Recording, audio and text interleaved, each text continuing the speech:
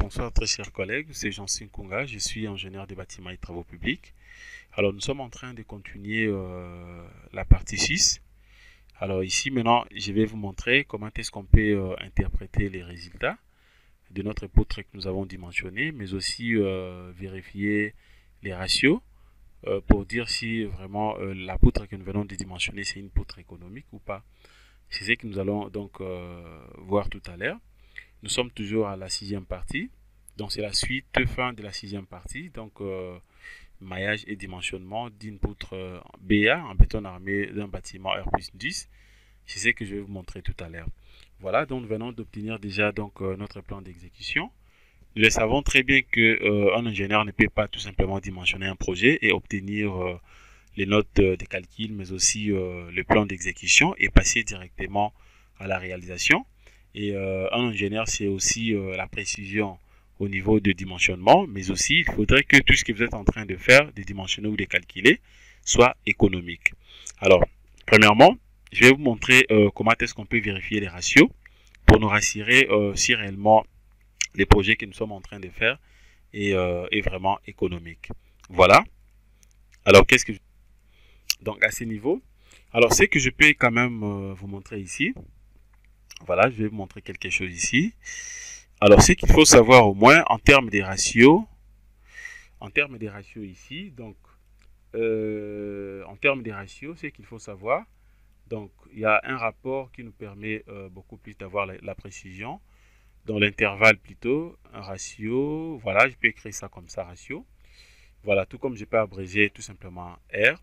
Donc, l'intervalle, donc, pour que la poutre que vous êtes en train de calculer, ou la poutre que vous avez dimensionnée soit économique, il faudrait que vous puissiez justement vérifier donc les ratios.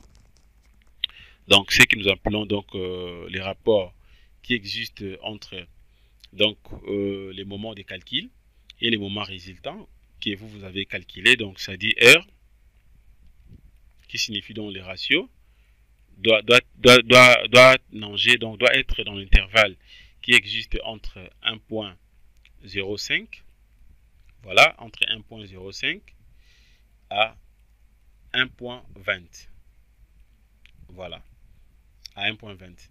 Donc c'est cet intervalle qui est bon, de manière à ce que pour que vous puissiez donc vous rassurer si la poutre que vous avez dimensionnée c'est une poutre économique, il faudrait que les ratios, donc les rapports des ratios puissent nager entre l'intervalle de 1,05 jusqu'à 1.20.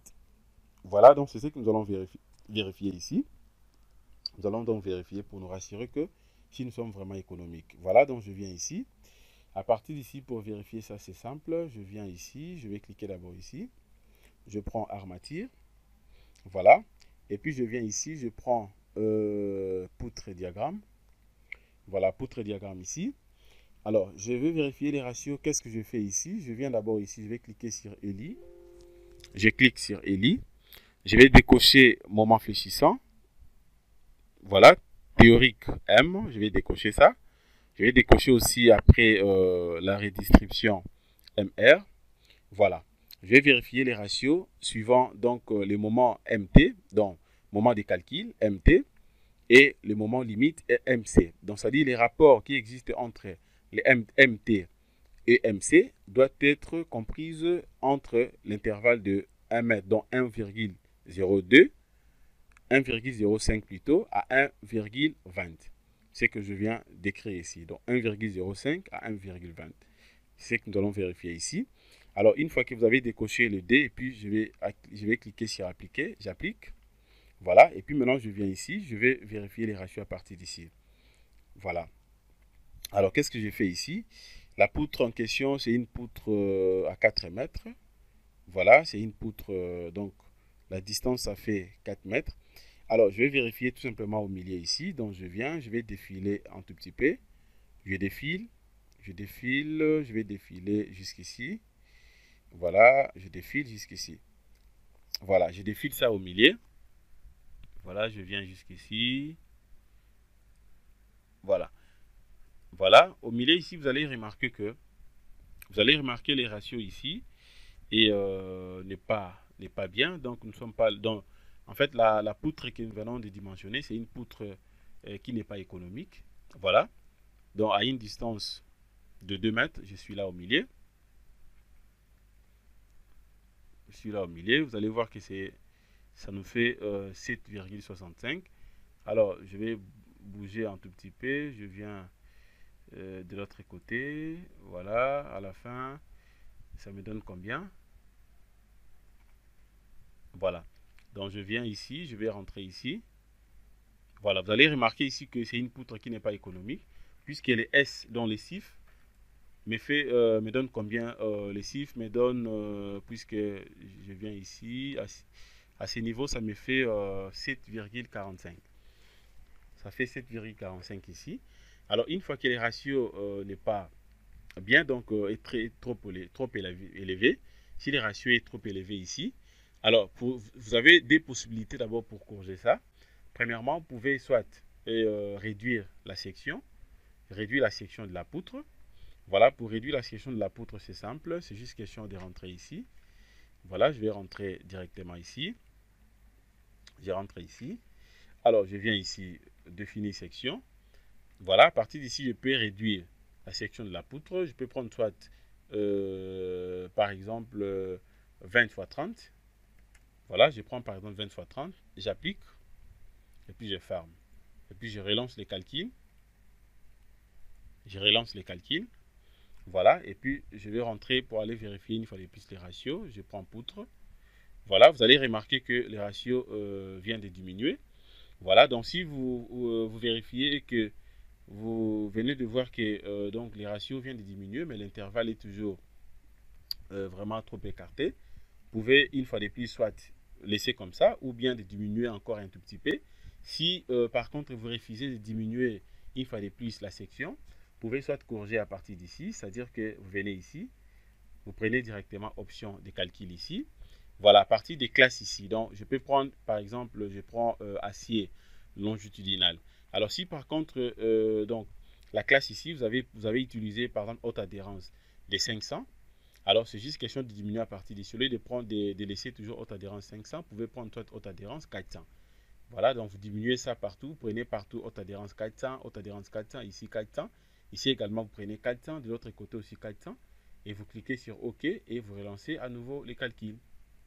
Voilà, vous relancez les calculs. Je vais relancer les calculs. Je vais générer d'abord. Voilà, vous relancez les calculs. Alors, vous allez voir que je viens d'obtenir maintenant le plan d'exécution de ma poutre que je viens de dimensionner. Alors, pour avoir la note de calcul aussi, c'est simple. C'est juste question de cliquer ici. Vous cliquez ici, vous venez directement ici. Poutre note de calcul. Voilà la note de calcul de la poutre que je viens de dimensionner. Tout est là.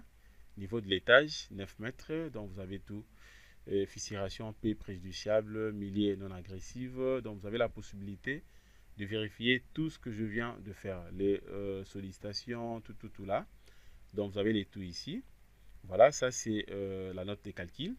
Alors, deuxièmement, vous avez aussi la possibilité de vérifier donc votre rendu. Comment est-ce que la poutre sera ferraillée? C'est juste question de cliquer sur poutre ferraillage. Voilà, et puis je ferme ça. Voilà, je vais fermer aussi ça. Voilà, à partir d'ici, vous avez la possibilité de vérifier. Vous allez voir comment est-ce que la poutre sera ferraillée. Voilà, je peux cliquer ici pour aller directement en 3D. Voilà la poutre en question. C'est ça la poutre que je viens de dimensionner. Tout comme ici également. Voilà, je vais zoomer ça. Voilà, donc ma poutre est là. Je viens donc d'obtenir directement le rendu de ma poutre. Mes cadres sont là, ça sont mes cadres. Mes cadres sont là. Et vous avez la poutre déjà donc calculée, dimensionnée. Et à part ça aussi, et si vous voulez rentrer tout au débit, c'est juste question de venir ici. Voilà la poutre en question. La structure est là.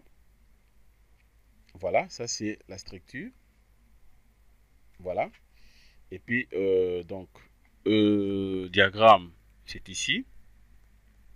Voilà. Tandis que poutre ferraillage aussi est là. Donc voilà en fait ce que je voulais vous montrer. Comment est-ce qu'on peut dimensionner donc une poutre en béton armé directement à partir d'un projet. Je crois que nous sommes arrivés à la fin. Merci de votre disponibilité. Passez une excellente soirée. Au revoir.